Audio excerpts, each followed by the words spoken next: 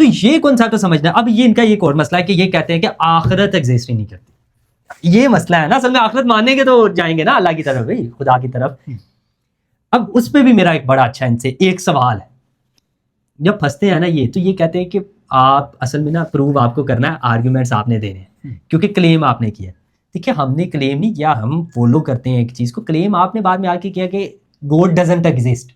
جب آپ یہ کلیم کرتے ہیں تو پروو کرنے کا آپ پر ہے برڈن آف پروف کہ آپ نے آرگیومنٹس دینے.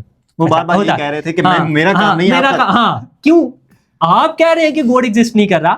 ایک سوسائٹی ہے جہاں پہ سارے گوڈ کو مان رہے ہیں, آپ درمیان میں آ کے کہہ رہے ہیں گوڈ ایگزسٹ نہیں کر رہا, آپ کلیم کر رہے ہیں تو آپ کو ثابت کرنا ہے. یہ بڑا غلط کنسیپٹ ہے, ایتھیسٹ جو ہے نا اس کو کیری کرتے ہیں. تو میں اس چیز کو نہیں مانتا. میرا ایک سوال ہے چھوٹا سا, بہت چھوٹا سا, کہ آخرت ہے یا نہیں, ہونی چاہیے یا نہیں, یہ ضرور سوچیے.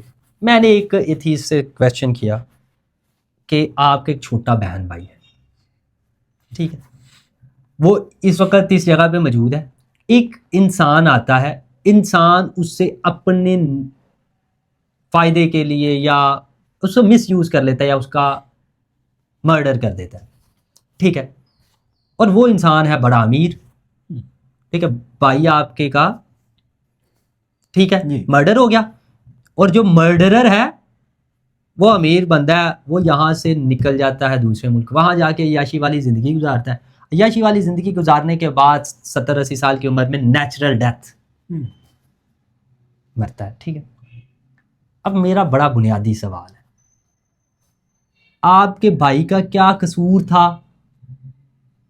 اگر تو گوڈ ایگزسٹ نہیں کرتا تو اٹس مین آپ کے بھائی کے لیے جو 10 سال کی عمر کا تھا اس کے لیے تو دنیا ختم. اس بیچارے کا کیا قصور تھا کہ وہ نیچرل ڈیتھ نہیں مر رہا 60-70 سال کی عمر میں؟ اور وہ انسان جو مرڈرر ہے وہ کیوں ایک آزادانہ زندگی گزار رہا ہے؟ اس کی اکاؤنٹیبلٹی نہیں ہے. تو کیا آپ کا اندر جو ضمیر ہے وہ اس چیز کے لیے نہیں پھٹکتا کہ یار اس کی اکاؤنٹیبلٹی ہونی چاہیے, میرے بھائی کو انصاف ملنا چاہیے؟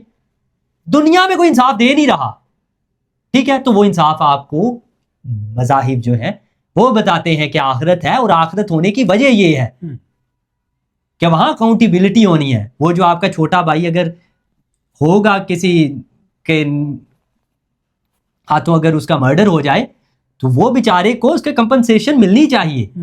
تو یہ ایک سوال کا مجھے آج تک جواب نہیں ملا. میں نے یہ سوال کیا, آگے سے مجھے کہتا ہے کہ اس کا مطلب ہے کہ دنیا میں اتنے مذہب ہے تو میں آپ ہندوازم کو مان لیں. میں نے کہا یہ سیکنڈ ڈیبیٹ ہے. پہلی بات, تم ہندوازم کو بھی مان لو گے نا تو آپ کا جو بنیادی ہے نا کنسیپٹ کہ گوڈ ڈزنٹ ایگزسٹ, وہ تو ختم ہو جائے گا. پھر وہ الگ ڈیبیٹ ہے کہ کون سے ریلیجن جو ہے وہ بہتر ہے, ٹھیک ہے, اور کس میں کیا کیا. آپ سیکنڈ مرحلے میں, وہ سیکنڈ مرحلے میں آئیں گے. پہلا تو کلیئر ہو گیا نا کہ گوڈ ایگزسٹ کر رہا ہے, وہ تو مانو گے نا, چاہے تم ہندو بن جاؤ, چاہے تم عیسائی بن جاؤ, چاہے تم جیوز میں چلے جاؤ, آپ یہ چیز تو ایکسیپٹ کر لیں گے. تو یہ ایک بنیادی سوال ہے, میں ہمیشہ رکھتا ہوں. یہ ویسی بات ہے کہ بندہ کھیلنے سے پہلے کھیل سیکھ لے. ہاں, اور یہ میں ہمیشہ اس کا, مجھے آج تک کسی ایتھیسٹ نے جواب نہیں دیا کہ ہمارے اندر جو انصاف حاصل کرنے کی تمنا ہے, ٹھیک ہے, وہ کہاں سے آ گئی ہے, وہ کیوں ہے, ٹھیک ہے. اور میرا ایک اور بنیادی پوائنٹ آتا ہوتا ہے اس پہ, میں اس پہ بڑی زیادہ ریسرچ کر رہا تھا تو ایک مائنڈ میں آیا, ہمارے اندر نا خواہشات بڑی زیادہ ہے, ٹھیک ہے.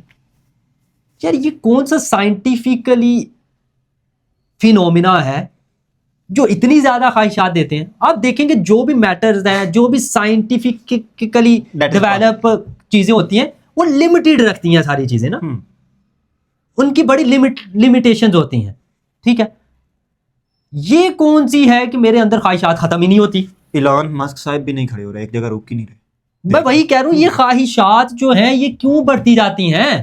اگر میرے پاس ایک سائنٹیفکلی فینومینا ہے, میرے اندر کچھ نہیں ہے, تو ایک پوائنٹ تو آئے نا میری خواہشات ہی ختم ہو جائیں, وہ بھی ختم نہیں ہو رہی. اب اس کا بھی ایک جواب ہے, اسلام بڑا اچھا جواب دیتا ہے اس کا, ٹھیک ہے. میں نے جو خود اخذ کیا مجھے سمجھ آئی, یہ ہمارے اندر جو خواہشات کا پیدا ہونا ہے یہ اللہ نے رکھا ہے.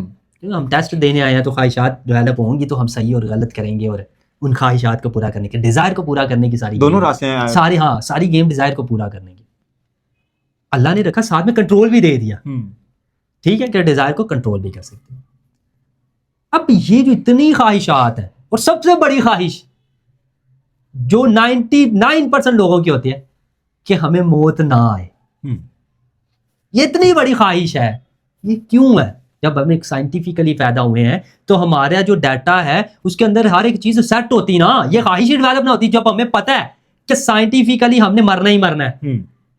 ٹھیک ہے, تو ہمارے سیلز نے ختم ہونا ہی ہونا ہے, تو یہ چیز ڈیولپ ہی نہ ہوتی کہ ہم ہمیشہ زندہ رہیں. ٹھیک ہے, اب یہ ڈیولپ ہے. کیوں ڈیولپ ہیں یہ ساری چیزیں؟ یہ اس لیے ڈیولپ ہیں ساری چیزیں کیونکہ یہ پوری ہونی ہے, اور یہ قیامت کے روز پوری ہونی ہے. اس وجہ سے اللہ نے ہمارے اندر خواہشات کی اتنی زیادہ رکھی ہے, کیونکہ ہر ایک خواہش اللہ نے پوری کرنی ہے, پوری ہونی ہے. یہ تو یہ یہ والا پوائنٹ ہے ایک, جس کی وجہ سے میرا بلیف جو ہے اور میرا فیتھ اللہ پہ زیادہ بڑا تھا کہ یار کس قدر پلانر ہے اللہ, کس قدر جو ہے وہ کریٹر خوبصورت اور حسین ہے, جو اتنی ڈیٹیل میں اس نے ہمیں جو ہے وہ سیٹ کیا ہوا ہے. ٹھیک ہے, تو یہ کچھ پوائنٹس میں ہیں, لیکن یہ چیزیں تلاش کرنے سے ملتی ہیں. اس کو آپ لوجیکلی آپ سمجھیں, آپ چیزوں کو ریلیٹ کریں گے نا, جب اس وقت انڈرسٹینڈنگ آئے گی. تو یہ میرا ایک سوال, بڑا بنیادی 2 سوال کیے نا, ایک کہ انصاف ہمارے اندر جو کرتا ہے, ٹھیک ہے, میرے اگر کسی قریبی کے ساتھ ظلم ہو رہا ہے, اور جس انسان نے ظلم کیا ہے وہ دنیا یہ کنٹری چھوڑ کے دوسری کنٹری چلا جاتا ہے اور اس کو کسی قسم کا کوئی بھی اکاؤنٹیبلٹی کا سامنا نہیں کرنا پڑتا, تو میں کیوں آخری دم تک کہتا ہوں کہ یار اس کے ساتھ ظلم ہوا تھا اور ظالم انسان کو سزا ملنی چاہیے. کیوں؟ اب وہ مر بھی جاتا ہے تو کیوں؟ ٹھیک ہے, کیونکہ ہونی ہے. میرے نزدیک تو اس کا آنسر ہے کیونکہ اکاؤنٹیبلٹی ہونی ہے قیامت کے روز.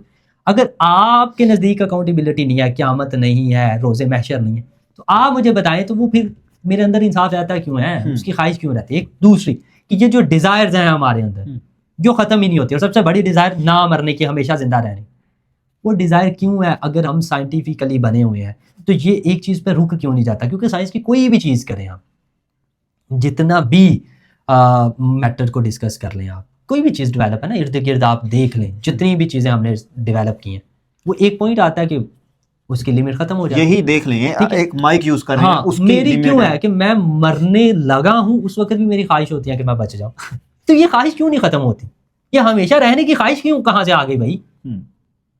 ٹھیک ہے, اور اتنی زیادہ خواہشات, لیٹس سپوز چلے میں انوائرمنٹ نے آپ کو کہا ہے, آپ نے کہا کہ انوائرمنٹ ڈیولپ کرتا ہے, شیپ کرتا ہے انسان کو, میں ایک انوائرمنٹ میں رہتا ہوں, تو وہ انوائرمنٹ کی وجہ سے میری جو خواہشات ہے وہ ریڈیوس کیوں نہیں ہو جاتی؟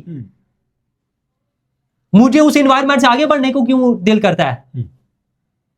میں گاؤں میں رہا ہوں, ٹھیک ہے, وہاں ہاسپٹل نہیں ہے, تعلیم نہیں ہے, سم تھنگ نہیں ہے, تو میری خواہش ہی ڈیولپ نہ ہوگا مجھے یہ سب کچھ کرنا ہے. بڑی لمیٹڈ ہو جائے نا, لمیٹڈ ہوتی ہیں خواہشات نہیں. تو یہ جو اندر ہے, جو انصاف کا تقاضا کرتا ہے, جو خواہش کو پیدا کرتا ہے, یہ کیا ہے؟ اس کا جواب ضرور چاہیے. یہ طیب اوور آل دیکھ رہے تھے نا آپ نے, ابھی بڑے اچھے سوال کیے, بہت ہی ویلڈ کویشچن کیے, اور ان کے جوابات بھی آپ نے دیے.